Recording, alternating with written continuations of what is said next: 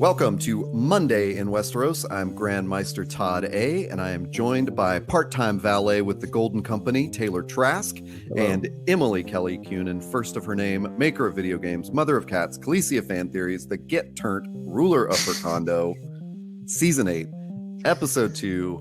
Welcome. I get every time I have to stop myself from laughing. It's fine. So many character moments in this episode. Oh, yes. That was my first big note. And Taylor, before you joined us, Emily and I were talking about what moment did you realize we're not going to get to the battle in this episode? Oh, right away. Right away. Okay. I mean, You're going off your director prediction. Yes, and I looked at all the things they had to do. I'm like, there's no way they'd start a battle midway through this episode, unless the trial of Jaime was going on and it was going to start right then and there as like a weird misdirect. I think that when the trial did not last long, I think that's where I thought, oh, this might be like the Wildlings' assault on Castle Black, where we get half of a battle in this episode. But I forgot about that. That is true. Wow. Yeah, this is too important. There's too many things, and there's just, where do you stop an episode halfway through a battle? Like at what climax do you go? Well, we'll stop it here, folks, and we'll see you next week. Like where? Well, I mean, there's no good place. So there's just and given again, Miguel Sapochnik is the battle expert. Let's just leave it in his capable hands. Emily, I believe you and I kind of agreed. It was sort of about the halfway mark for both of us that we saw there's 30 minutes remaining, and then I was like, there's a lot of talking going on. Like the guys from Castle Black and Tormund didn't even show up until like minute 38 or something. I was like, oh, so they don't even know they're coming yet until like more than halfway through the episode. I was like, cool. So I guess we're just gonna like get to check in with everybody, say goodbye to some people who are probably going to die, and we'll get to the battle next episode. It did feel like they definitely spent the majority of the time on the characters that didn't get the time in the first episode. Mm-hmm. Yeah. So but Emily nailed it. This is very much, this episode had to do two specific things. One, give you your last fond moment with a character that you might like, or many characters that you might like, because a good chunk of them are going to go. And two, it really helped to ratchet up the tension and anxiety. Oh man, that I felt as an audience member, let alone me. I felt I was with them just waiting for my demise to happen. And it was just like, that was brilliant. I'm so glad they waited just an extra beat, because now I'm like, oh Jesus, I'm ready to go now. I'm absolutely ready for this battle. Do you think that them staying in Winterfell for the whole episode also added to that tension ratcheting? Oh, hell yes. Mm-hmm. Totally. Yeah. If they had dipped away, it would have been jarring. I'm so glad they didn't. Yeah, it was almost like being there in real time with them. That we go check in with Cersei, which could have been the week before. Like, we have no idea what the time is for anyone else. Like, we really got to stay there with them through this 24-hour-ish period right before the battle. Yeah, good point. It really was real time, basically. Mm-hmm. Jaime shows up, and we know and then by the time Tormund shows up, we know it's going to happen tonight. Yeah. Yep. Yeah. So that does make it easier on us. We're not going to jump around locations. I'm just going to throw out, questions and prompts and stuff, and we'll just go sort of scene by scene, and I'll throw it to you. So it starts in the Winterfell court with the we'll call it the trial of Jaime Lannister, even though it wasn't really that. Mm-hmm. One of the notes I have as a question for you is, who is over Dany's tude? Yeah. Okay. You guys know, and if anyone listened to the show last season 2, you know that I'm a Dany fangirl, like from way back in Five Ever. But even I'm like, girl, for real? Like, even after all the lies your brother told about you leaving Westeros, all of the stuff she learned from Barris and Selmy about her crazy dad, like all of this stuff. That's right. I forgot she had a whole chunk of time with that guy to learn that her dad was a literal madman. And on top of it, she never even knew her own dad. Like, I know that's no, like, Game of Thrones has a running theme of, you know, my house, my family, that's the end all be all. But for real, girl, like, you have almost no connection to this absolute fucking madman of a dad. And yet you're still butthurt about this other man that you've never met before coming into not even your house. Like, you know, girl, I wish I'd counted, but she brought up that damn Iron Throne like 5 times in this episode, and we didn't even spend a lot of time with her. Do you think that's being planted for a Mad Queen moment? Not a Mad Queen moment. Oh, sure, go ahead. No, I was gonna say the same thing. Like, I don't think it's a Mad Queen moment. Like, I don't think she's like gonna start burning people in their armor or something, or like be a crazy person. But I think it does still reiterate this point we've been talking about. Is like she feels so entitled to this. She feels so like, she tells Sansa, you know, later, like, I have worked my whole life for one singular goal, to take back the Iron Throne. I'm like, maybe you should have done a little bit other stuff with your life then. Like, it's kind of at this point, it's like, you know, and she makes a good point too, like later, I'm sure we'll talk about it, but like that, you know, now she is fighting a different war, but in the back of her mind, her ultimate goal is still the Iron Throne. And I'm like, your ultimate goal should be to like live. Like, that's like way more important. At this point, I mean, I know another part was they were ratcheting up the tension for the scene we get at the end, which we will talk about at the end. But yeah, there were many moments where she was a real pain. I like that, Emily. I like your note about that though, because it was wonderfully juxtaposed with 2 people in her inner circle who were thinking about, how are we going to live our lives when this is all over? I don't want to hang out here with Missandei and Grey Worm. That was kind of cool. So it's like you got 2 people who are you know, a lot of people are thinking about, well, what do we do if we do live? What will happen? I really do think that this whole Daenerys, like everything she's going through, sort of this weird, you know, fake out Mad Queen sort of thing, is just to lay the track for tension. Once the White Walker battle's over, we need it can't just be them versus Cersei. It has to have, you know, layers of complexity. And if Jon and Dany are at odds, you know, rightly or wrongly, if the North and Dany are at odds, rightly or wrongly, like, it just makes it way more interesting when we finally get to that final, you know, sequence of Cersei versus whoever. Well, but the scene too, sorry, Chad, scene too, like going back to this actual scene that we're talking about, it was kind of a good scene of Dany trying to exert her little power play of revenge, and then the Stark siblings going, no. Like, Sansa's like, yeah, no, and then Jon's like, shrug. He just leaves. He's like, bye, and he's good, we're fine. Can I ask you a question? Was Sansa, by the way, in that scene auditioning to be the next Hellraiser? What was with that costume? Oh man, I have that noted in here. Oh, I love it. That was a throw to Emily. So much. I like, Peter pointed it out too. My husband, he goes, man, Sansa's costume, like, that's like a BSDM or whatever. like she's like in a metal band. Like, I think it looks cool though. I think she rocks it because she's so tall and like she has a good presence and stuff. I think it's cool. God, yeah, it's rad. It's pretty, like, especially like the layers of with the shoulder pad type things. She looks baller. Point of order there as we meet Jaime. Emily, what sword does he have? Ooh. Oh, so I don't remember the name, whatever stupid fucking name that Joffrey gave the sword. Heart Eater. So stupid. So that's the one that he has. So because he gave Brienne his sword, and then after Joffrey died or whatever, he takes Joffrey's sword. So he and Brienne have twin swords. That's what I thought. I just wanted to clarify that. We know he took that. There were 2 swords forged out of Ned Stark's. Yes, ice. And so one becomes Oathkeeper and one becomes Heart Eater. Stupid. Okay, so right after that we get the first short scene of Gendry and Arya, where Gendry learns that Arya is actually really dangerous. When she throws that dragon glass, which was such a cool scene. I've really been enjoying the last few seasons where Arya can kind of like bring the receipts after she like you know, comes off as a little arrogant or something. I just thought I'd leave that there. Obviously we will circle back to some events that happened between them, but if you had anything from that first scene, let me hear it. It's I mean, it's the first time, because I know a lot of shippers have been suggesting that these two are going to hook up before the end. Yeah, and that's fine.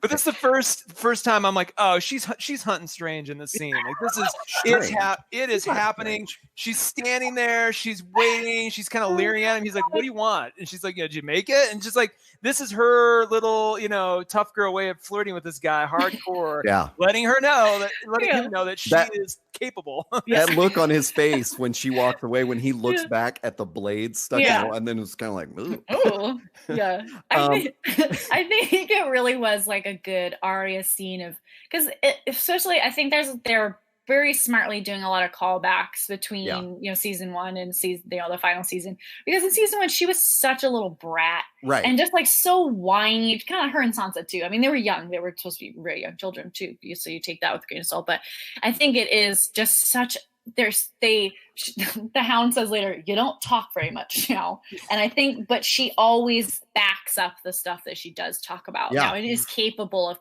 backing up the stuff that she talks about, and I literally wrote in my notes, I was just put Gendry's face when Arya's casually tossing dragon glass. His face of like, wow, I would like to smooch on that immediately. We get another little reunion of Jaime and Bran at the tree in the Godswood. Mm-hmm. What did you make of that? Well, for me, it confirms like that Bran, aka the Three-Eyed Raven, is legitimately just not Bran anymore. That he doesn't feel feels. He doesn't have any real semblance of his old life as Bran anymore. And I think one of my first favorite things was that Jaime seemed to take this Three-Eyed Raven thing like pretty well. Like he was just like, okay. He's like, well, cool, this makes sense, I guess.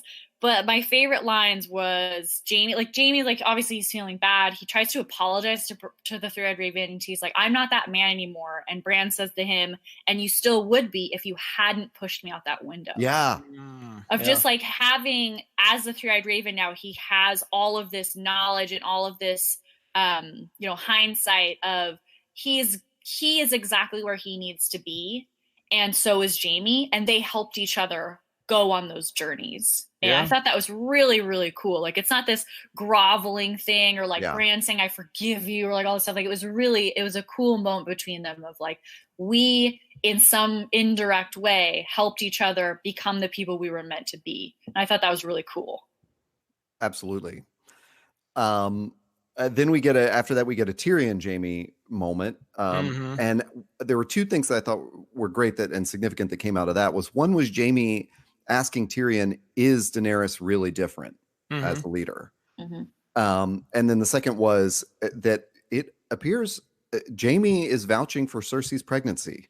Yeah, that's what I wrote in my notes. I was like, I mean, just word of mouth, it's like they don't have like, pregnancy tests in Westeros. They don't have like the little thing you pee on, but just from him that the pregnancy is real. And I think you can kind of feel like you just watch Jaime like the whole rest of the episode, like throughout the episode, of just kind of how like deflated and more humble he seems, like where he really has run out on the person he loves most in his life to do the right thing, and he's kind of like, his shoulders are a little slumped and his face is a little bit more sad. Like, it's kind of a bummer to leave your sister, wife, or whatever, their unborn child. Think about when he first came to Winterfell. He was Prince Charming from Shrek. He's waving his hair and he's just like, riding on this horse. And to see him now, by the way, there seems to be a linear correlation between how much grief a Lannister boy goes through and their hair color, because like Jaime's hair is as dark as Tyrion's now. I'm like, what? Are they even bothering to color it at all? I mean, I get it. It's just, but like both of those guys were blonde in the pilot, pilot that we got to see. I love Jaime's character arc. It's one of my favorite ones. He and Theon, I think, have probably the most interesting, complex, and first, for me, satisfying arcs of any character on the show. Second place to a couple people, but they really went through a massive transformation.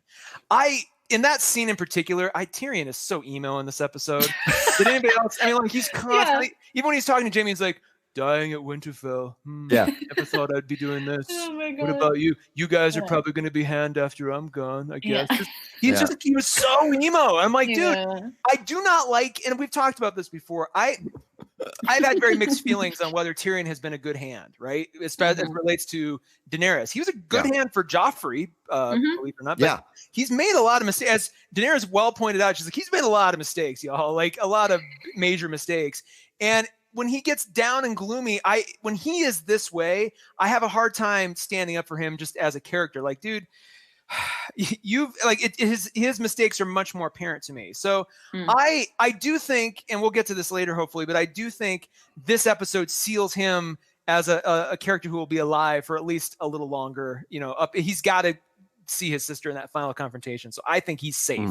But I just can't handle him. I don't know about Jamie, but I can't handle Tyrion just being this mopey, just like, everything's gonna go wrong. I guess we're all gonna die tonight.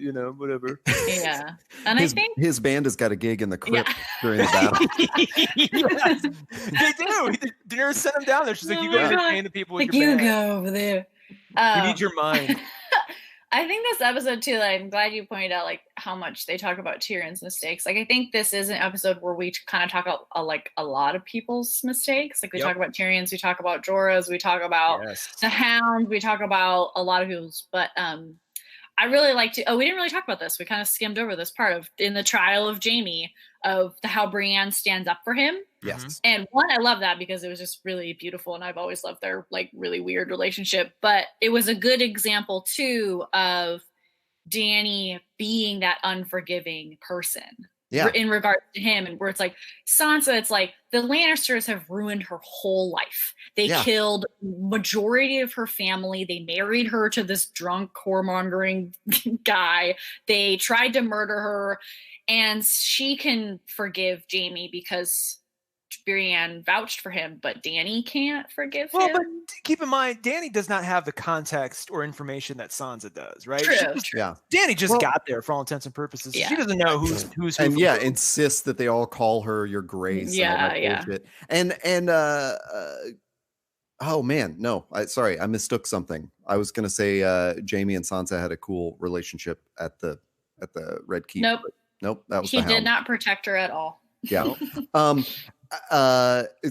glad you brought up Brienne because I did have that in my notes from the trial, but also then we get that moment of Brienne and Jamie in the training field, and she gives him some attitude. I know.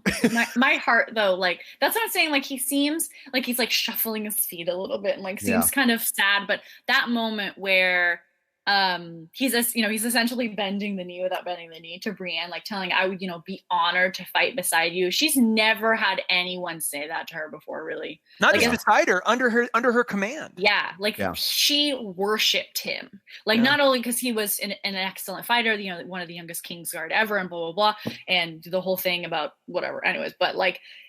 That I loved that, and she's like she didn't know how to handle it. She's like, I have to go. Okay. Oh my god, like why aren't you yelling at me or like calling me big or something? Like I don't know what to do with you now. Well, and I do think that attitude that she gives him. At first, I read it as like there are a lot of Game of Thrones reunions that start out with attitude because that seems like a convenient way to do it. But I did think later that it was no, that's her affection for him.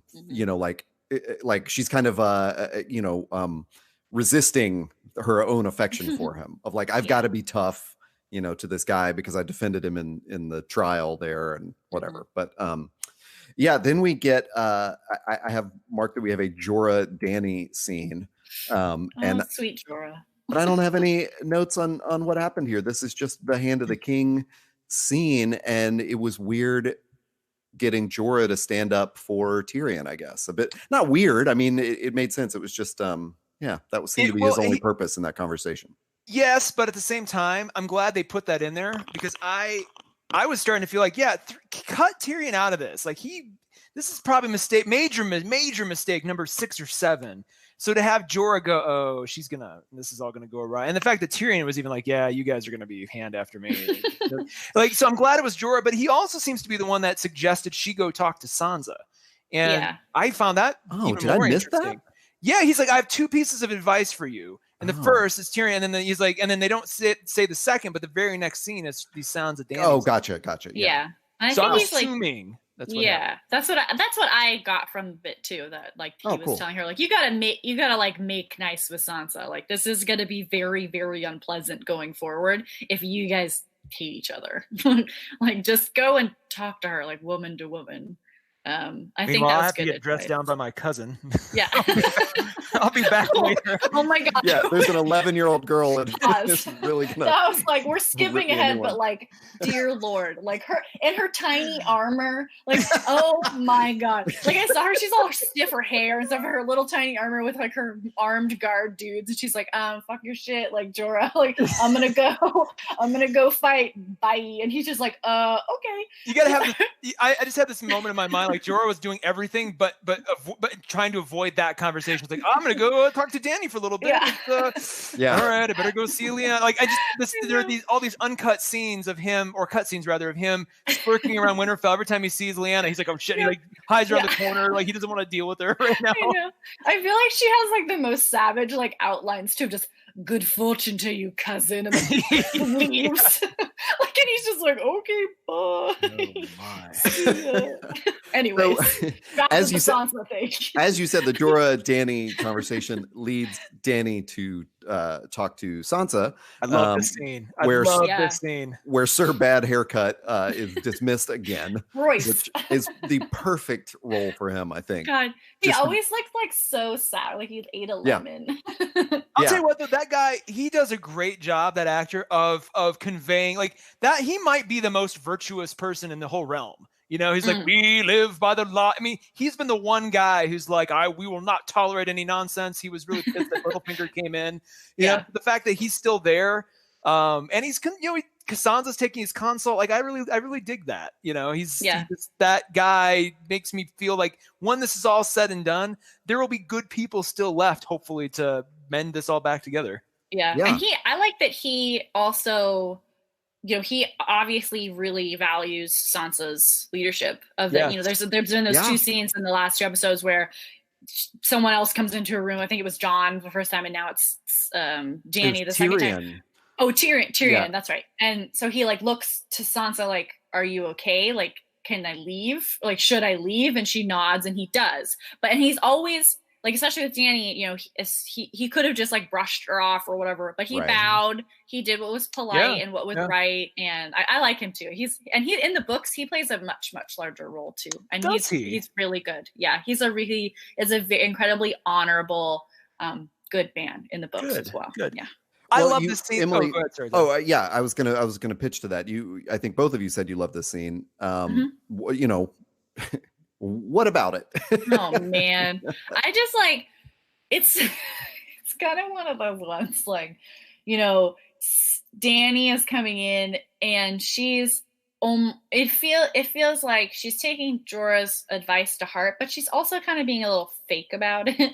Like she's like, okay, I'm gonna play nice if you play nice. And they do have like a couple nice moments in there. And I think my thing about the scene, and I wrote it in all caps in my notes with some misspellings as I was typing so fast, was OMG, Jon and Dany admitted to loving each other. Like that was like that was like my favorite thing that came out of this scene, besides that Sansa and Dany finally get to like be together alone, was that they have both admitted, at least out loud, maybe not to each other, that they are in love with each other. And I thought that was really beautiful. And I thought it was a nice, Dany gives the whole speech about like, I was going to fly my dragons across the sea or whatever to take back the Iron Throne. And then I met Jon, and now I'm here with him fighting his war. Like if you want to talk about manipulation, or if you want to talk about like who convinced who, he's the one that convinced me and not the other way around. Yeah. I thought that was part of kind of the fakery. I mean, because I like that you point that out. I didn't. Yeah. I don't know, because I thought Sansa's hit of like men do stupid things for women, they're easily manipulated. I was like, oh shit. Because is it this scene, or is it right before it when she calls out Dany like, well, you believed Cersei too? Yeah, it was that scene. I felt like, Sansa, I mean, granted, she mistrusts the Lannisters in total, but specifically knew Cersei was like the worst. And I think the part where Dany admits to being in love with Jon and kind of like going along with Jon's mission instead of her own. I think that was genuine of her. And I think it was almost like that she was letting her guard down. Like she was trying to give Sansa a little bit of peek of like, look, I'm not this cold-blooded dragon lady trying to take your home, trying to take your brother. Like, I really love him and I really believe in this cause. And, you know, I am here for a good reason. But then it all goes to shit. Well, I also think though she was trying to, she was giving her, she was giving her that rare thing you get in the show where there's two women leaders going, isn't this tough? Like, we both did it. We both did it. We're both these powerful women who ascended to this, and we went through a lot of shit to get here, and we made it. Like, that was just a cool thing to see. I think that was genuine. I think that sort of shared bond of we both did it. But then as soon as Sansa said, what about the North? And Dany's like, well, and then they showed the shot specifically cut to her hand pulling back. I'm like, ooh, love this too, because this is genuine too. This is also real. This is like I mean, there may have been some fakery in just the intention of having this conversation, but I think once it was started, I think both of them were honest with each other about what they wanted. Yeah, I don't think that Daenerys was being like disingenuous. She just was really swallowing her pride. Yes. Like it did not feel like something she would have done without being prompted, for sure. Yeah. And I have in my notes that Daenerys brings up, quote, the damn Iron Throne before Sansa asks about the North. And as you two are both saying that about like as we're all talking about it, I'm seeing that apology from Sansa as like actually such a great way to draw Daenerys in further. I'm sure it was sincere too, but it was in that royal courtly way of like, this is what a lady does. She apologizes to the queen and, I did you a disservice. And then Daenerys, that's when Daenerys is like, oh, now I can grab your hand and we're all close. And then it was like, what about the North? And whatever, like, no, bitch, we're not. You know what though, Todd, hearing you say that, it is kind of like Jorah was her father. It's like, why don't you go tell that lonely girl you want to be her friend? And like, she's like, okay, hi, we will be best friends. Like it had that sort of feeling of like, oh, my daddy told me to be nice to you. It's like, not to undercut it, but it was sort of that way. But I do, I don't know. I love these two women because they have not talked. They have not had a scene for 7 years or 8 years. To finally get one, and it was really kind of satisfying. Well, who do you think seemed stronger at the end of that conversation? More powerful? Sansa, okay. For sure. We're all in agreement on that one.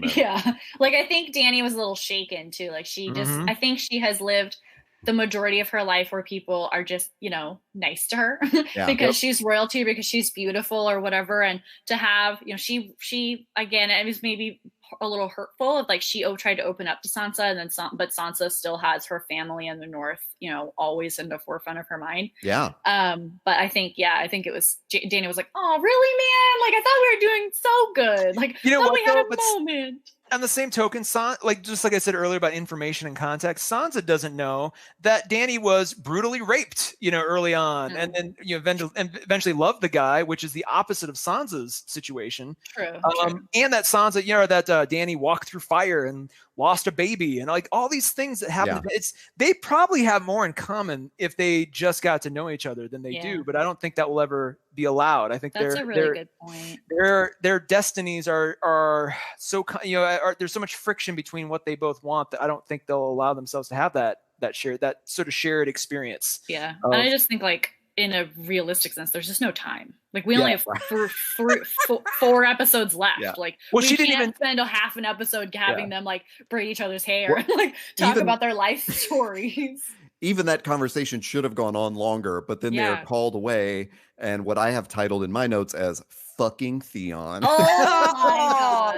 No. But that was only when I first saw his face. It becomes in a good way. And then, well, fucking Theon got there pretty damn quick after last week. Like we had talked about that. We're like, how fast is he going to get there? Oh, nope, he's there. Westeros has teleportation now. We talked about those. Yeah, he just rode a raven just all the way up there. Just tied a bunch of them together and said, "Go!" And they all. I mean, maybe he was when he rescued Yara. Maybe they had that conversation right outside of King's Landing. And she went around the southern end of the country and he just went north, and it was pretty short. Yeah. That's true. But it did seem like they were close to, yeah.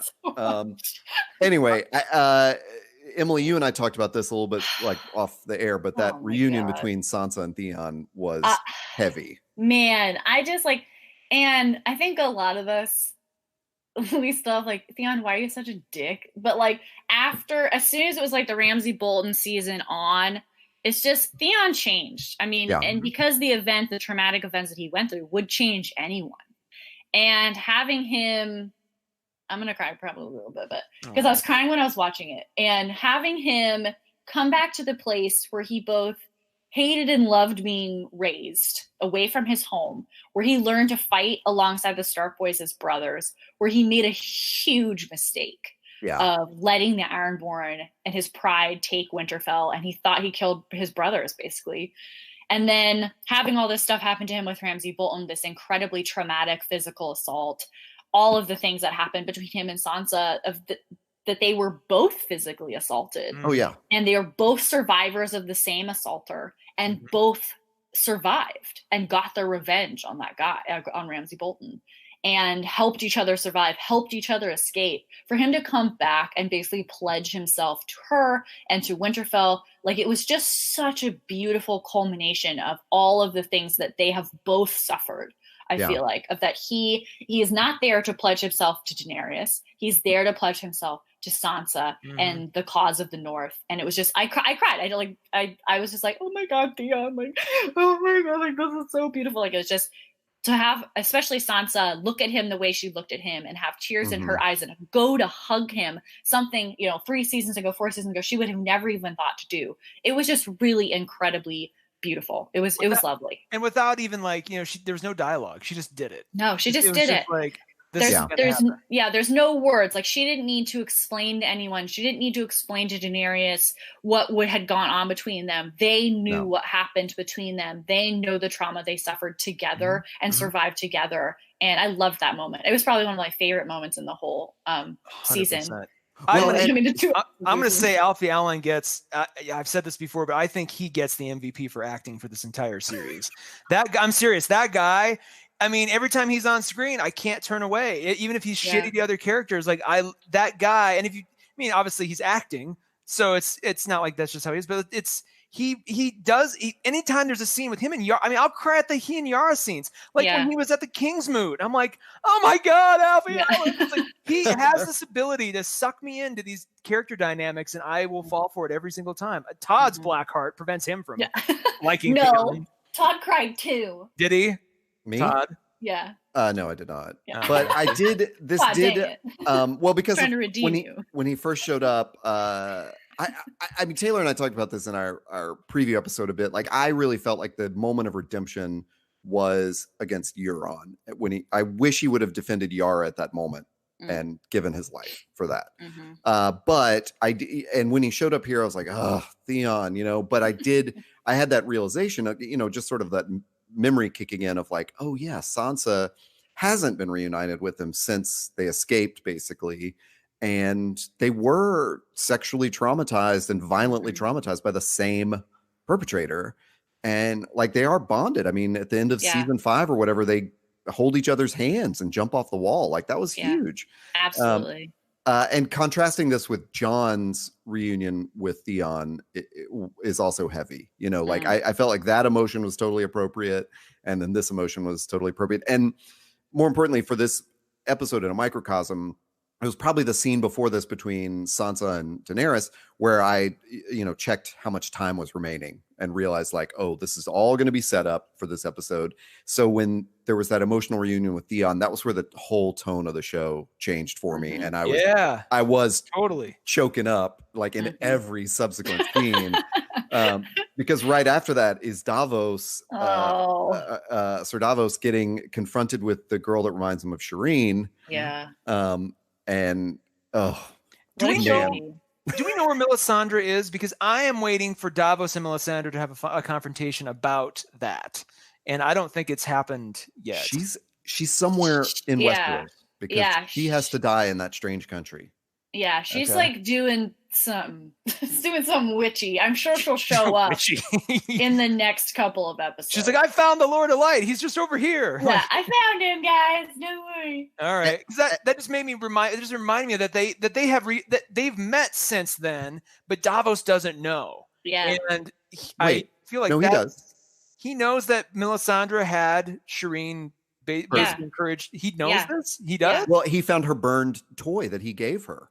He confronted Melisandre with it, and Jon told her to leave Winterfell. Oh, that's right. And Jon said, like, if you come back here, I will let this man kill you. That's right. Okay. Yeah. All right. So they still there still needs to be another confrontation before the end. But she was at Dragonstone when Jon showed up there, because she tells Varys that you and I will both die in this strange country. Yeah. Because they're both from Essos. I mean, if she doesn't show up in this battle, I'll be pretty pissed off if, like, this battle comes and goes, and then she's like, "Hello, Daenerys, and now the Lord blesses you." Like, she's resurrected like another Baratheon or something. She's like, "No, I found him. This is the Lord of Light." At Winterfell, where the hell were you? We fought the Night King and everything. Like, we didn't. Yeah. Well, there's ever a time for Red Priestess to come riding in. Maybe she went to go rally all the other Red Priestesses, and they're all gonna show up, like Gandalf at like the battle of the Hornhill or whatever, and just like ride in with their red dresses and save everyone. Oh my God, that I want this. Would be metal, just birthing smoke babies and shooting fire. The sun comes up over the hill like it does like Gandalf, and he's like, they all come down the hill, and he's like, smoke babies. It's just a bunch of horses with smoke babies on top of them. Oh, God. It's her and an army of smoke babies, like when Aragorn with the army. Aragorn, yeah. That's exactly what I was trying to think. So I also like in that short scene that Gilly brings this like awesome strength into that, and I just thought that was very cool. It was really cute to give her a few moments. And then the Rangers returning horn also made me emotional. Like, they're here. I braced myself for the next two blasts, but I knew, well, we haven't, Tormund and Beric haven't returned yet, so that's what that is. But it was just like that whole recognition, like the sound of it and everything got me off. Got me emotional. There were such great lines in that. Beric says that the Umbers are fighting for the Night King now. Yeah, they're fighting with the dead or whatever. Yeah, and then Tormund is like, they're gonna be here before the sun comes up tomorrow, and then immediately crooks his eye and turns around and is like, big lady? Is the big woman still here? I just love that he popped into frame as Jon was about to hug that other Night's Watch guy. That was my favorite. Oh yeah. I was like, "Where's Tormund?" And he shows up like a Saint Bernard, like tackling him. Where's my little Saint Bernard? That's so perfect. So right after that, we cut to like the battle plan scene, which also Emily and I talked about off air. Two terrible plans that are concocted. But wait, before we get to that, I loved this scene in theory, because think about all the people around that table that took 8 years to bring together. Yeah. And every single one of them is a character you have rooted for at some point. Maybe against too, but you've rooted for them at least once, over the course of this show. They all have a very specific strength. And as Tyrion confirms later on, it's like a lot of them spent their whole, their shows or their career, their show or their careers, like fighting the Starks. And here they all are in Winterfell. And like, that whole, just seeing all those characters and actors together just felt so well earned. I had to rewind it. I'm like, God damn it. Like, what a great moment to just let sit and linger for a second. Like, they're all here. It's not as bad a plan as other plans that they have made before. But we had 2 nominees for the terrible plan. I was saying to Emily, like, the fact that Bran tells them, like, he knows where I am, he can find me anywhere, his mark is on me, and then they're like, we should put you in the crypts, and it was like, that's where the children are. You psychos. This is a terrible idea. But then Emily, you kind of have problems with just leaving him in the Godswood as bait. Well, it's not so much that he's bait. I think that part of the plan actually is pretty solid. It's more of just like Jon's overall plan of like, I'm trying to do Jon's voice. Well, we should get the Night King, and then everyone else will die. And I'm like, hey, dude, that is a solid strategy. If there wasn't a bajillion fucking dead dudes between you and said Night King, like that's like cool, good plan. You guys don't have an Olympic level javelin thrower to throw a friggin' dragon glass at him. So that's a dumb plan. Maybe they're going to put Bran in one of those trebuchets, and like when the Night King is about to snatch him up, they just flip him back over the wall. But the confusing thing is, I believe the Godswood, and they showed a map of it pretty clearly. I believe the Godswood is within Winterfell's walls. Yes. Yeah, but it is an outside wall. So I would assume they would just try to get in like through one of the outside walls. And they are going to have people stationed. Obviously, we see Theon volunteering again, like cry-inducing, like, dude, what is your deal? Like, how did you become so cool all of a sudden where he's like, I took this castle from you. Let me defend you now. Like, I was just like, dude, what, you were like had a long boat ride to think about all your mistakes and just like what you're gonna do right now. Like, it was so good. And Bran just like Bran's little nod of just okay. Like, okay. That's cool. Bran was a lot. Oh, Bran wasn't. See, Bran is a lot like Korg from Thor Ragnarok, and this was kind of like just very similar. Like, I'm gonna go talk to my friend Meek, and we're gonna be out in the wood. You know, just like that whole. I'm gonna contest this with you guys, though. I mean, what else would you have them do? They know they're not going to be able to beat all these freaking. I mean, John even said, like, we can't. There's too many of them. We can't beat them. So the fastest way to. I mean, normally in fantasy, that we've seen before, they wouldn't even have this idea until halfway through the battle. Like, oh, maybe we should go kill him. Like the fact that they're planning for it. Well, okay, so I sorry to interrupt, but just a fact check, like. I have this feeling that we saw something like this before. Like, wasn't there something where they hit one of the White Walkers and a bunch of the dead like collapsed around that? It was, I believe, and quote me on this because we're on a literal show. But I think it was the White Walker that Jon killed with with his Valyrian steel sword, one of the lieutenants at Hardhome. Hardhome, yeah. Okay. Or the one that Sam killed. But we did not see it when they were stranded on the island in the Magnificent Seven episode? No. I believe it was earlier than that. Like they went to the like north armed with this information, because I think it was a lieutenant that Jon killed at Hardhome with the Valyrian steel sword. And that was the first time they realized, oh shit, Valyrian steel. Well, Taylor and I talked about this. I think that's just the Valyrian steel moment. I don't know that we saw others fall. Yeah. But we know at Hardhome, we watched the Night King like raise them all up without touching them. Yeah. He's like, come at me, bro. I know that's a big clue of like they're attached to him somehow. He did, you know, but I think that's really where John's driving his info is from that moment. I have this feeling. I just feel like somehow in my mind, there's a scene where they kill a White Walker and the Whites collapse around him, but that's just wishful thinking, Todd. Maybe so. I know. I'm now having to like think back. Like, did I just wish this into being? Like, is this head canon? I don't. You may get to see it in a week. I know. Who knows? True. We did get this amazing line from Bran, and then backed up by Sam, which is he says he wants to erase this world, and I am its memory. And that was so cool to me. And then Sam was like, "That's what I do." Like, what? Everyone turns to Sam, and then he like gives this beautiful speech about like, it's not just stories, it's memories, and everyone's like, oh dude, oh man, that's like that hits so close. They all like kind of like have to like look away for a minute, like, oh shit. You know what's gonna happen though, right? That scene is all I needed to hear to confirm my theory that at the end of this whole thing, there's gonna be some like narrated sequence where Sam's talking about it. It's like, and that's why I decided to write a book called The Song of Ice and Fire. And like he's gonna be telling it to Gilly's, like Gilly's gonna get smoked in this next battle, and then like he's gonna be telling it to like Gilly's kid, and he's gonna be like, and that's when I decided to write the book, A Song of Ice and Fire, about my two favorite people, Danny and John. Here they are. Two favorite people. Staring into a snow globe, and it's all been a story that he told us. We've talked about the fact that Sam is as much as can be expected the Mary Sue of George R.R. Martin inside this book.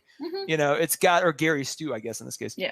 I'm just hoping it's like he turns into like the Peter Falk character from Princess Bride, and it's just at the end of it, it's just like Fred Savage in bed, and Sam has just told him the whole story, and you're like, wait, what? No, I don't wish for that, but that's a great lead in what you just said, Taylor. Real quick, going back to that, what do you think the Night King is going to do to Bran? straight up murder him. Kill him. Straight up murder him, or turn him into a white, like basically do the blue eye baby thing to him and make him. I think it's plunging a stone into him, just like we saw the children do to create the Night King, and then make him another like high level White Walker to basically be his soothsayer. And I'm honestly more curious about because they never really go into a ton of detail about what the three-eyed raven is. Like, is it a child of the forest? Is it a being of old? Is it just like an ethereal kind of being that inhabits flesh? So I'm more curious, like, could he be turned into a white? Like, is his physical body even important, is what I'm thinking, like, for the three-eyed raven. Well, it definitely doesn't seem that way in the books. Like, in the books, he's like, as far as I recall, he's literally a part of that tree. Like, the roots and branches are running through him. Yeah. And so the fact that he's like inhabiting a human form. Yeah. I mean, they gave us a human form in what, I'm losing his name, but he was in Star Wars too. But Max von Sydow. Von Sydow. And so they gave, because they're like, we can't just have a talking tree. That's weird. So that's what I'm kind of more curious about. Bran says he wants to kill him, and that's just kind of what I believe. Of like, I don't think the Night King has any higher purpose for the three-eyed raven aside from the fact that he, like Bran said, he is this world's memory, and without it, this world will die. Did you hear what else Bran said, though, that was interesting? He said multiple three-eyed raven. He's like, he's tried to kill three-eyed ravens before. Yeah. And I'm like, ravens? I thought there was just one before you. Well, I think he's meaning like it's been passed on. There was Max von Sydow, and then there was like the one before him. And see, I always thought it was just that one before. Like, I just thought Max von Sydow was the only one, and now Bran's the second one. No. There's been more, just like there has been other Night Kings before. Well, this also then kind of blows a hole in that theory that the three-eyed raven was always Bran, that he made himself. The Night King, you mean? No, we're not even going to entertain that. I'm talking about the theory has always been that Max von Sydow was Bran grown, like old, and like basically he made himself. And I was always like, that could be interesting, but if there have been multiple ravens in the past, I don't know if that's it's just like a title, just like the Night King as well. Well, what I like about that scene, and this is like, I'm really reading into this, but the next scene we get is Tyrion pulling up a chair next to Bran and asking to tell a story. Yeah. And to me, there was such a great connection between them talking about how Bran was like the memory of the world, and then having the memory of the world talk to the storyteller of the world. Yeah. I was like, this is the guy that spins tales all the time. And I love that moment. And I actually didn't know what to think when we get sort of the round table scene with everyone else drinking around the fire, because I thought Tyrion would have spent the entire night talking to Bran. Right? Thank you. Probably. Yeah, I was a little confused by that. I'm like, how long did that take? Well, I left here and I became a tree, and then Hodor saved me, and I'm back. Or in typical Bran form, he's like, oh, no, nothing much. I came back. I think I'm sorry, whichever of you said it about the roboticism of Bran being explained in that scene with Jaime and the Godswoods. He feels no feels. But I feel like then once that was clearly revealed to Jaime, like, I'm not Bran, I'm the three-eyed raven. Then there were a couple moments with Bran where I felt like, not that he was emotional, but it made his responses make more sense, for sure. Like, I thought the nod to Theon was like, oh man, like, that's him directing the emotion of the viewer. And then when he acknowledges to Tyrion, like, my life's been stranger than most, like, it was like, wow, okay, yeah, he's has some awareness of himself, I guess. Then after that we get Missandei and Grey Worm. My notes were, damn. I know. There's no place for us here. That was what she said, and man, that was, I thought heavy. it was really heavy, and compounded with this. Last week I read an article, and it was like the first, Game of Thrones was all too real for Black people. It was like the two brownest characters we have, blackest characters, riding in with all these white people, and the white people are like, we hate you. Like, that feels pretty legit real. But I thought, and maybe it was just like they didn't have a lot of time to like go into detail, but I liked that they kind of thought like this is where Dany was gonna live the the time. Like they're like this terrible winter place. Like we can't stay here. And I'm like, this isn't. It's sunnier in the south. Like don't worry about it. Like it was kind of cute that they didn't. Like they probably never seen snow before, like from living in the east. Like it was probably, oh, we can't stay here in this winter place with Danny. Like this is terrible. They clearly haven't been to Dorne yet. They're just like, exactly. I miss the beach, and somewhere like the Martells are like, hey, hey, we're here. Yeah, it was cute. Barbarians living with us too. Yeah, it was just adorable. I was like, we can't stay here with her. I'm like, you won't, but it's cute that you think that.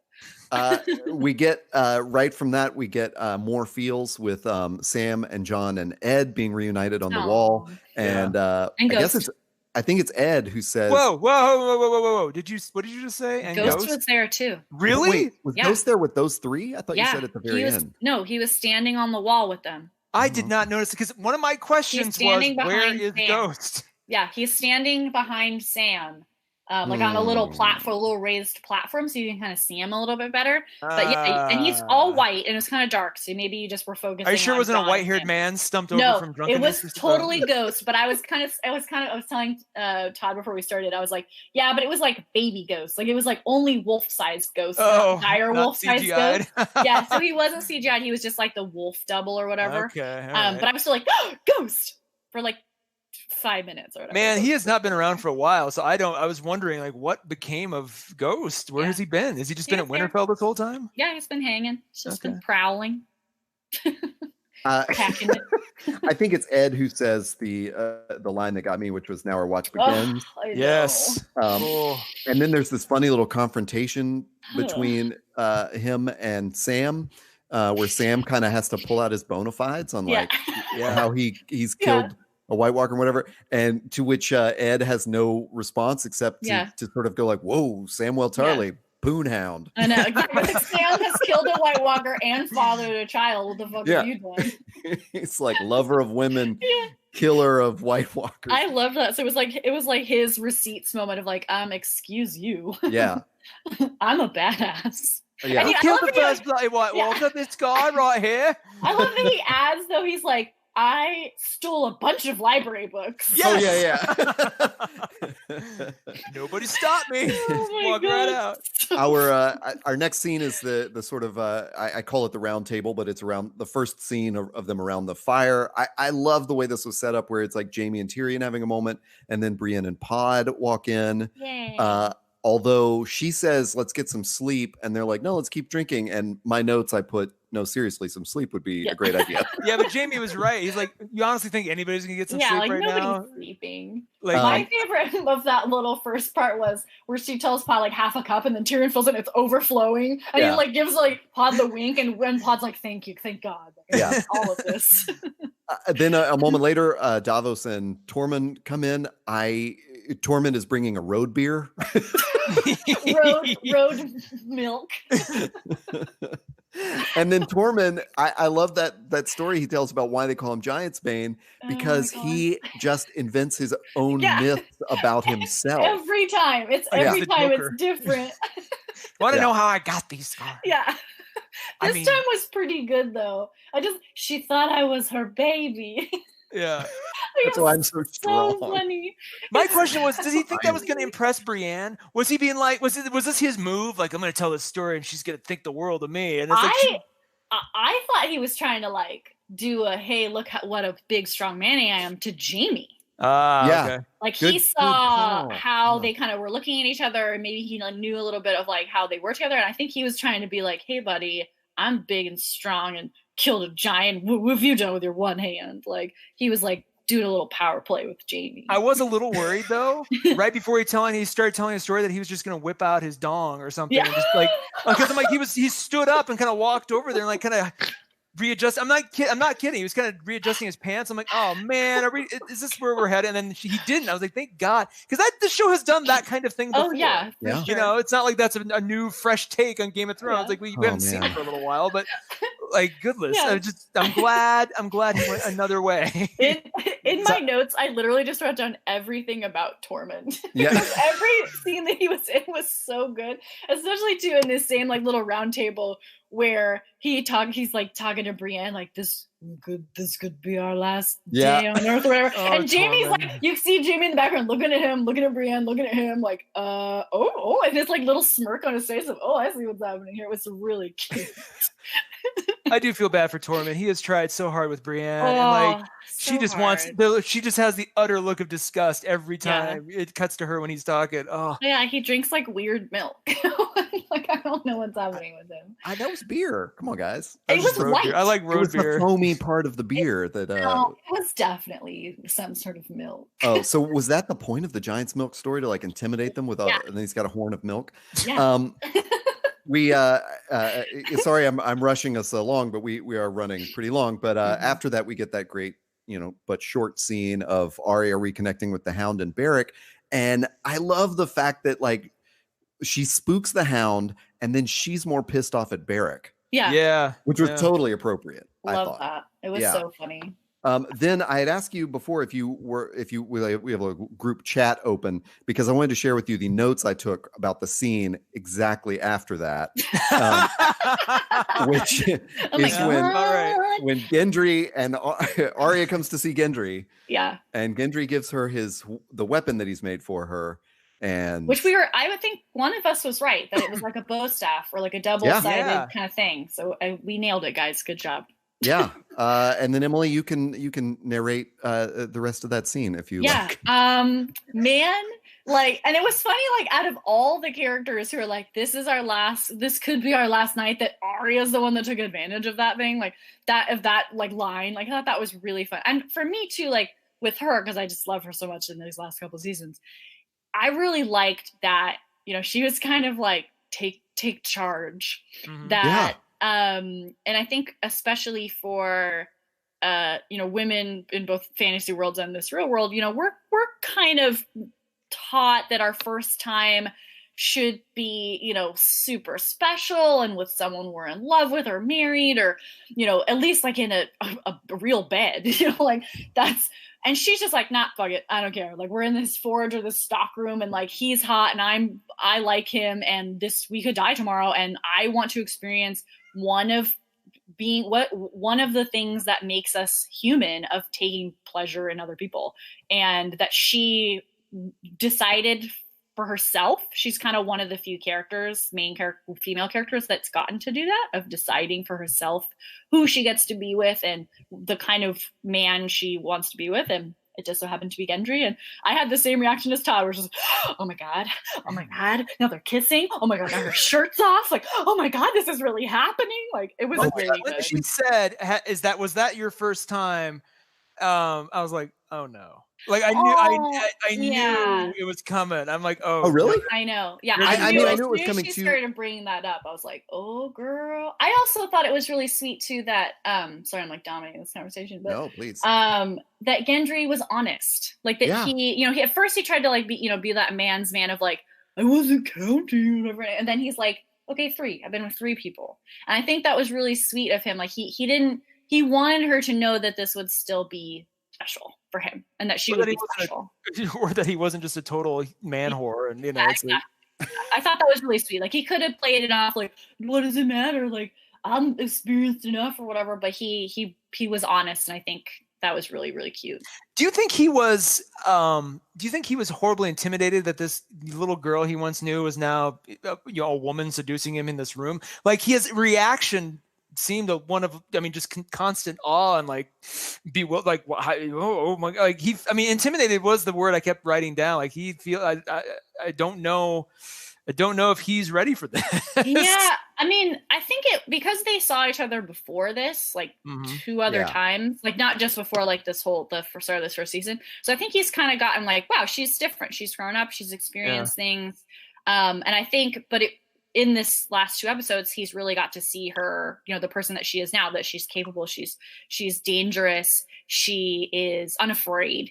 And I think it was more like he couldn't believe this was happening, like that it was like, oh my God, this beautiful, smart, capable, dangerous, deadly woman is coming on to me. Like, how did I get so lucky? And I liked that, where he was like, wow, this is really happening. And I like that they have a history And it's not, Yeah. This isn't just a character that was conveniently sort of shoved in the plot to give either one of them, a last chance kind of night. And I think even when she was young and when they were stolen or whatever, when they were on the way to the wall, that they definitely cared about each other. She thought he was super cute and he protected her. And so I think that it was like a good, the slowest of slow burn romances for GOT. I'm still so used to seeing Maisie Williams as a little kid that I was still like, oh my gosh, our little Maisie side boob. No, Maisie, no. God. And in real life, she's 22 years old. I'm like, what? That's true. Yeah. Thank you, Emily. I actually Googled that after the last episode. Yeah. Because I have that same feeling of like she's the little sister. Like she's like my little sister, and I'm and when she was making flirty eyes with Gendry in the last episode, I was like, wait a second, like, is this age appropriate? And I Googled her age, like the actor's age, and went, oh, Maisie Williams is only 1 year younger than Sophie Turner. Holy crap. Yeah. She's just extremely short. Yeah. Yeah, she's very young looking. She has like a baby face. Like it's very confusing. Like me. We go back to the round table. This was, oh my God, Emily, the waterworks must have turned on during the round table in front of the fire. This was Tormund saying, fuck tradition. And then Jaime knighting Brienne, which was so touching and so beautiful. Oh my God. And I think too, it was like before, and they kind of mentioned this like in the inside the episode later or whatever, but when she sees Jaime earlier and she's like, why aren't you insulting me or like making fun of me? Like she's gotten, tricked and made fun of by him and probably the majority of the men in her life for her whole life. And this was kind of like the real tangible example that he respects her, that he thinks she's a good warrior, that she deserves this, and that she is getting acceptance from someone she never thought she would get acceptance from. Like not just as a person, but just as a fighter, the fighter and the legend that Jaime is. Like, and it was cute too, because she was like, at first she said, I don't even care about being a knight. I'm like, bitch, yeah, you do. Like, please, like, but she's probably had to say that her whole life. Yeah. Like, no, I don't even care. It's not important to me, blah, blah. And this was like the culmination of like, it is important to you. And it's not just him. It was like everyone started copying, especially Tormund. Like everyone sees you and recognizes your abilities. And now you have you never needed the title to go with it, but now you have it. And no one in that room was like, somebody who didn't deserve to be there, who was going to like just, humor her. Like everybody was legitimate. You could have thrown Jorah in there probably too. And he would have been like, yes, I've heard tale of you, Brienne. I shall also stand, everybody. It wasn't, it wasn't like it was patronizing her, not both from her point of view or ours. I really, really like that. It all felt very genuine and earned again. Very well. Yeah. That, so we jump from that very heavy moment to the much more lighthearted moment that you've already talked about, which is the Mormonts, little tiny Lyanna dressing down Jorah, which finally, and then right after that, all my notes at this point just became people's names with exclamation marks after them. Was Sam presenting his father's sword to Jorah? Yes. Oh my God, what was the name of that beautiful sword? It's really stupid too. No, that's Heartsbane. Maybe so. We got two hearts, Heart Eater and Heartsbane. Bane, I think. Yeah, it was something Bane, I'm pretty sure. That was amazing. It was really cool. I loved too, there's like the discussion of fathers of like, obviously Samuel Tarly's father sucked. And Jorah Mormont was more of a father to Sam than his own father. And on the opposite side, Jorah was a shitty son. And never got to have that relationship that Sam had with his father. And so I think that was really, really lovely. And of course, Sam can't even hold that sword. So please give it to someone who can kill some White Walkers. Like, that was the most comically large sword. It was so big. It was like a stupid big. $10 says next week it'll be slightly smaller when Jorah's carting it around. The prop sword is like a little more manageable. I mean, Ian Glenn sells that. I mean, more and more lately. I mean, when he first appeared as a character, I loved Jorah, and then he had that sort of man in the wilderness time, and it wasn't quite the same. But Ian Glenn is really reminding me why I love that character. He's playing him with such just class and character, and you care so much about him. You're like, when he finally dies, I'm going to shed a massive tear, because that guy is really he's had a long harrowing journey to, much like Theon, but regain sort of his lost honor. Yeah. When he left, he was, Ned kicked him out for being a slave trader, slave owner. So it's really cool to see all these threads coming together. I had one more note during this scene that this entire episode almost feels like purgatory. It feels like here's all these people that have come to find each other again and have these amazingly redemptive moments where they are, getting back what they once were. Theon's back in Winterfell with the respect of his family again. Jorah's back home with respect of his family again. Like it just goes on, and you're like, oh shit, so many of these people are going to die. Yeah. And I'm glad they did this because it's going to make next week so much more meaningful and impactful as people go down or change, or change into White Walkers. Well, and I wanted to mention that one of the great things about that scene was Jorah repeats a line about the Night Watch. We guard the realms of men or something like. I think that's the one he says. And it flashed back to exactly what you were talking about, Taylor, of like he was forced out of Westeros for his dishonor. I'm sure there's some backstory where he was offered to go to the Wall and he didn't do it or something. I can't really remember. You're right. Directly. No, what's his father's name? Jeor. Jeor Mormont. Yeah, Jeor Mormont. He talked about that. I think he was telling a story to Sam or John. No, to John when he gave John the sword. He's like, my son had the chance to come and do this and he didn't. So you're more of a son than he would have been. Here, take the sword. That was like kind of the whole basis of it. Yeah, I think that's also what made that Ranger horn such a like emotional call, was that you realize that the realms of men that they're guarding are now this far south. Like Winterfell is the Wall now. Yeah. So then it flashes back to the round table. Tyrion asks if anyone knows a song. Thank God we didn't get the Reigns of Castamere or the Bear and the Maiden Fair. I was so afraid we were.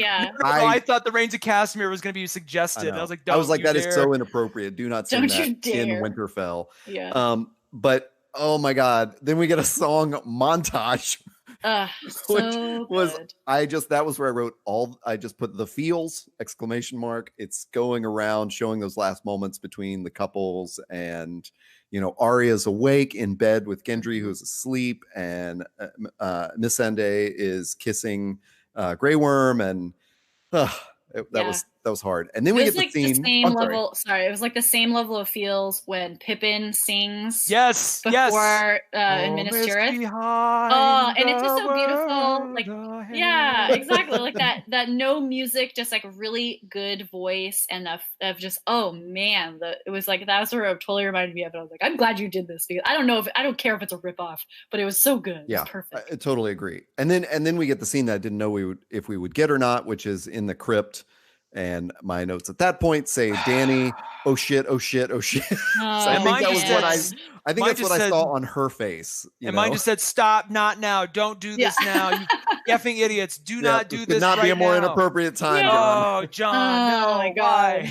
But she is again. So the scene is, of course, John telling her the story of his birth.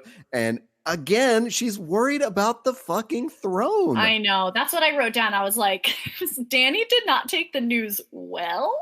And it's like she was way less concerned that she's been sleeping with her own nephew. Yeah, she didn't say that. She's like, you have a claim to the Iron Throne. I'm like, you should probably be more concerned that your brother secretly married a woman everyone thought he raped, and he's standing right in front of you, their progeny. Like, that's what you should be way more concerned about. Exactly. As you pointed out during the Jaime trial, like, she has been told of her father's actual craziness, and like, I know that's a lot to take in, but it should have sort of closed the circle on all that information. Like, my dad was evil, my brother was good, and had something good come from his life. Yeah. Like, my dad was rightfully murdered and my brother was wrongfully murdered. Yeah, exactly. Yeah. And then we get, so then there's a last look on the wall where we hear the three horns, but there's also that last look between Daenerys and Jon. I assume they are going off to ride the dragons. Yeah, that's what I assumed. They're like, bye, we're going to go get our dragons. But it's definitely it's like a loaded look, because we've just seen the scene in the crypt, and then it's kind of an Iceman Maverick sort of like, moment of like, we're going to go fight these MiGs together. But I just don't understand why. I just don't understand why Jon would do this. Like, it's gonna distract both of them. I'm like, this is the most important battle of your lives, of the entire civilization in which you are going to govern. It's why would you do this now? What would you gain from doing this now? I don't understand. Do you think they'll have an argument like mid-flight, sort of like how the Fast and the Furious characters can just talk to each other as their cars are driving? No, I think it's pretty windy up there. Like, I don't think they're gonna get a chance. But I think it's kind of it'll ratchet up the tension of like, oh dang, like even if they survive this, like what's gonna happen afterwards? Well, so this brings up a technical question that I had earlier, but I wanted to bring up when we talk about Daenerys and Jon leaving to ride the dragons, which is, so if Bran is waiting in the Godswood for the Night King, isn't the Night King going to be on a dragon? Yes. Like, what is the point of having one human being out there to just get roasted? I don't think he's going to kill him. That's why I go back to that. I don't think his goal is to kill him. I think it's to turn him. I think it's to turn him into like the new White Walker supercomputer. Yeah. Carry around and then because he's like, that's the only way that it's not that Bran goes away. It's that he uses his powers to then go. Because remember, Bran can go back and seed the past if he wants to. So it's like, then all history is White Walker history. That's what that's what scares me more than anything. Like, what a horrifying thing for this boy on this chair to suddenly be this weapon of evil, Yeah. All right.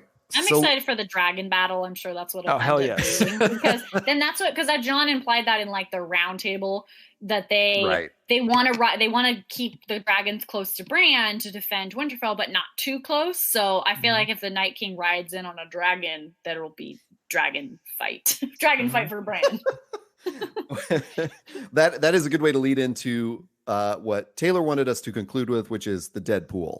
Oh, Who's gonna die? And who's dying. Can I go first? Yeah. All right. I got a small but pointed hit list. Bran dies. What? Yep.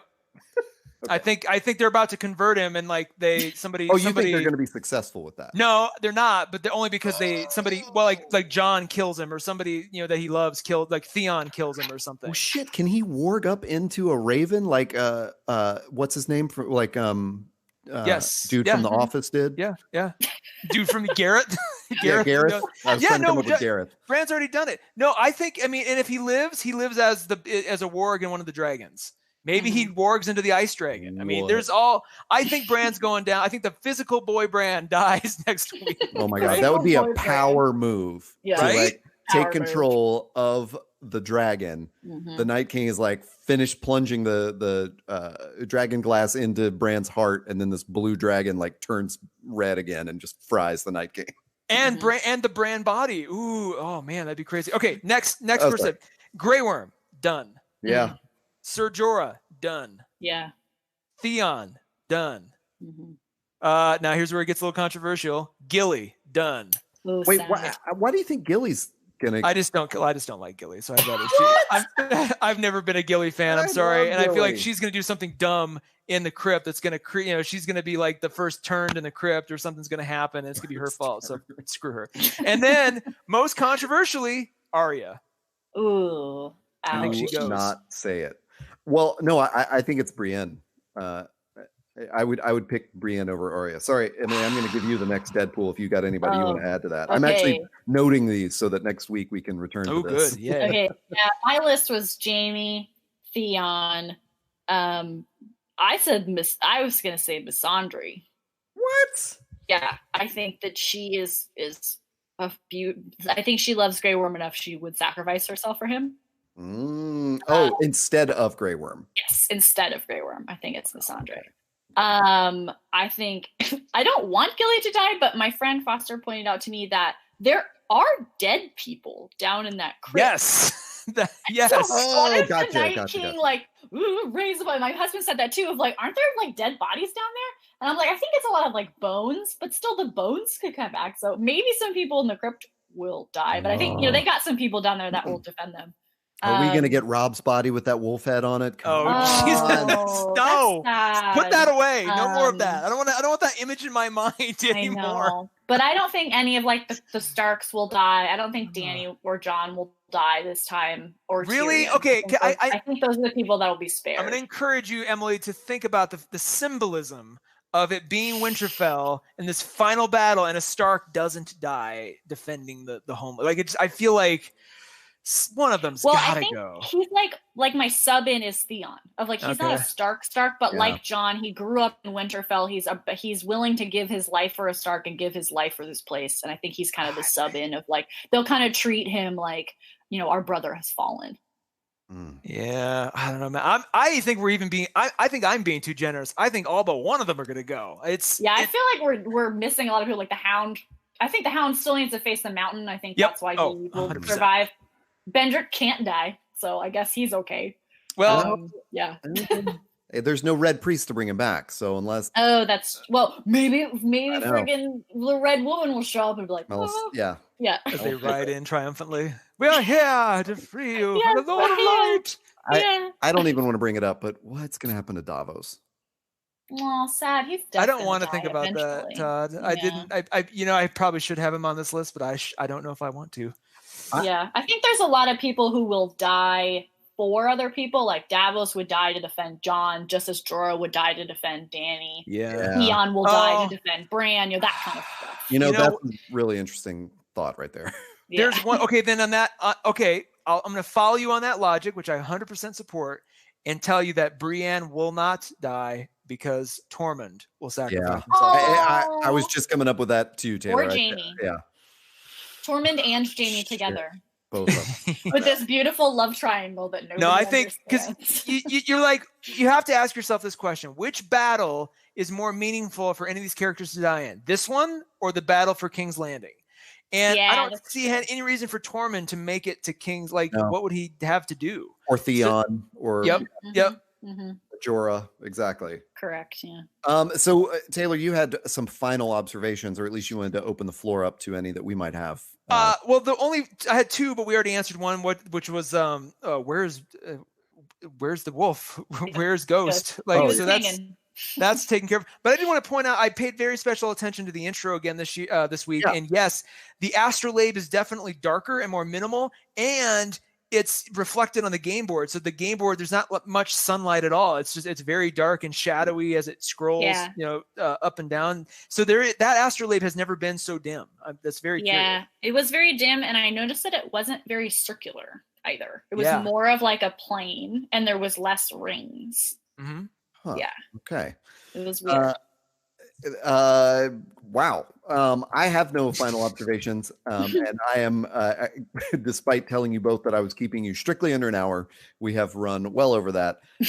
So I'm just going to say, what would you like to plug, Emily? Where can people find you?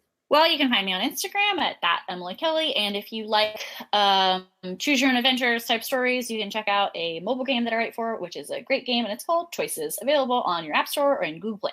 Taylor, where can people find this podcast and other great podcasts? Well, if you also like Todd and I talking, we talk a good comics podcast called Panelism, which you can find just by searching that or by going to panelism.ink, which is a URL and an Instagram handle and a Twitter handle. That's Twitter handle. But go there, find this podcast, search Wednesday in Westeros, tell your friends, subscribe, and share. And we will be back next week with probably a lengthy episode. Oh boy, we will. It's going to be a tough one. Yes, now our watch begins. 7 blessings to you all. Zora, hi, Todd. And what do we say to the Lord of Death? See you next week.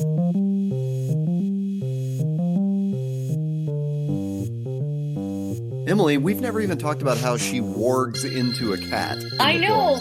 We've never. Whoa. Is that true? Is that a surprise, that's Taylor? True. I was thinking about this the other day. Actually, it was like when they only talked about the warging for like 2 seconds when Jon was in the wilds, and they've never talked about it again. Yeah. In the show. In the books, I talk about it all the time, but like in the show, they're like, "Oh yeah, he could go into animals," and there's like, "Oh, I guess there's more important things that we could talk." Well, warging is an actual thing in the Game of Thrones canon, book-wise. Yeah, and it's pretty big. Yeah. It's like a big deal. Like wait. When we say warging, we don't mean turning into a cat. We mean like using your mental abilities. Yeah, seeing through. There's like at least a couple, like almost half a chapter where they are warged into their wolves and interacting with other wolves or seeing other characters and stuff as the wolves. Yeah. But Arya had that ability in the book. And they just never. And so does John. And so does John. Yeah. Oh wow, John. Yeah. Too. But And Arya Bran. is known as Cat of the Canals when she's in No, whatever. she's not. Yes, she is. she's in a Oh cat. my God, Yeah. Cat of the Canals. Canals. They are so desperate for names.